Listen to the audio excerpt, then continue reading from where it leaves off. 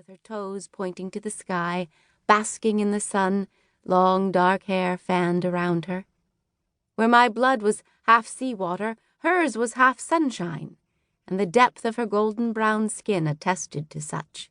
Having been born only one cycle of the moon apart, we were as close as sisters.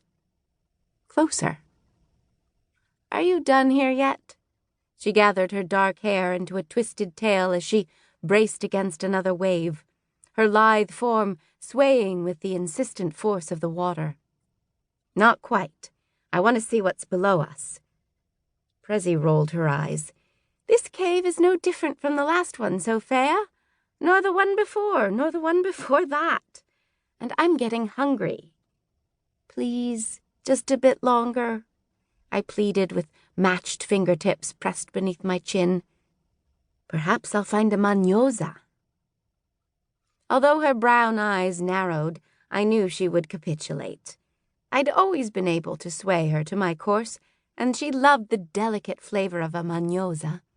Although finding one of the shy, eight-legged creatures among the craggy cave bottom might be a challenge in this dim light. She let out an exaggerated sigh that ricocheted off every slanted surface of the cave, and I seized on her moment of indecision to dive and explore the muted world beneath my feet. Orange-striped donzelle and sea bream with black spots at the hinge of their tails darted among the anemone fronds swaying in the gentle current. A bright red starfish hugged a coral bed, as if desperate to keep from being washed away with the tide. When my chest burned with the effort of clinging to the last of my breath, I pushed to the surface again. "Did you find one?" Prezi asked, one hand gripping a nearby outcropping. "No, I'll go back down." I pointed at the far edge of the cave. "There must be at least one or two in here." "We need to return to the village. Our mothers will be searching us out." "They know where we are. We can't return empty-handed. Give me a few more moments. I'll find something to bring back." "But the men will be back soon, and will be needed to help clean and salt the tuna." Prezi was right. Even on this, the third day of the traditional matanza hunt, there would be many fish to haul to shore from the boats, to gut and salt, and to lay out on the mats for drying. The men would be exhausted from the effort of herding the multitude of enormous tuna into a series of ever smaller nets between their longboats and slaughtering the flailing creatures within the bloody corral. We women were needed to help finish the job. And then tonight we would again feast as we praised Poseidon for guiding the schools of tuna near our shores, as he had for as many years as our people, the Sicily, had lived on this island.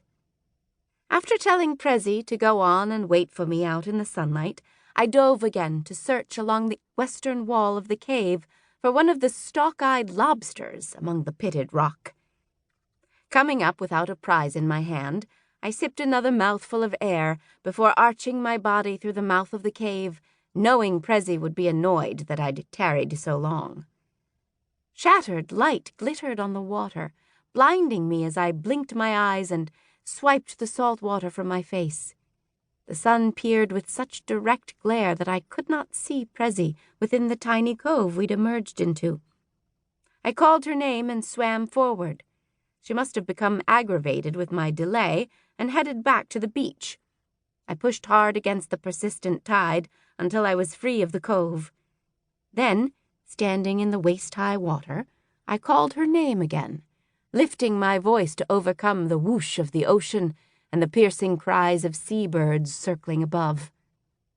A hand reached to me from a hidden nook between two sea-pitted boulders, and turning, I laughed, "Prezi, you fright—" But it was not my cousin's hand that snagged my elbow and jerked me nearly off my feet, and not her face I stared into as realization slammed into me like an errant wave. Grasping panic snatched the breath from my lungs.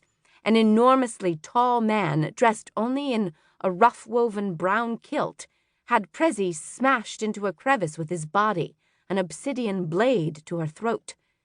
With dark eyes as wide as sand dollars.